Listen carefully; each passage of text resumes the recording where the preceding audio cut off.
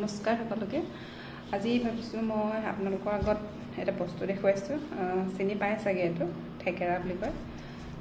যিহেতু গৰম দিন আহি আছে, থেকেৰা আমাৰ কাৰণে খুবেই প্ৰয়োজনীয়। ভাবিছোঁ মই আজি এইটো আচাৰ বনাম, আপোনালোকৰ আগত দেখুৱাম আচাৰটো কেনেকৈনো বনাওঁ। মই মানে বেছি মছলা ইয়াত ব্যৱহাৰ নকৰোঁ, চিম্পুলকৈ বনাম, যাতে মানে কি হ'ল এই আচাৰটো গৰম দিনত পানীত গুলি অলপ মানে চৰ্বত টাইপতো যাতে আমি ব্যৱহাৰ কৰিব পাৰোঁ, তেনেকৈ ভাবিছোঁ। এইখিনি দেখাইছোঁ আপোনালোকক থেকেৰা। এইটো লৈ এতিয়া মই আচাৰখন বনাম, আপোনালোকে চাব সকলোৱে। ভাল লাগিলে লাইক এটা কৰিব। এইবিলাক ষ্টাৰ্ট কৰিছোঁ আৰু মই এতিয়া লাহে লাহে ভিডিঅ'বিলাক বনাবলৈ। মই থেকেৰাবোৰ ভালদৰে কাটি মেলি বইল কৰি লৈছোঁ। এইবোৰ দেখিছে উতলি আছে থেকেৰা ধুনীয়াকৈ। এতিয়া অলপ পাছত ওলাই দিম আৰু সিজি গৈছে অলৰেডি।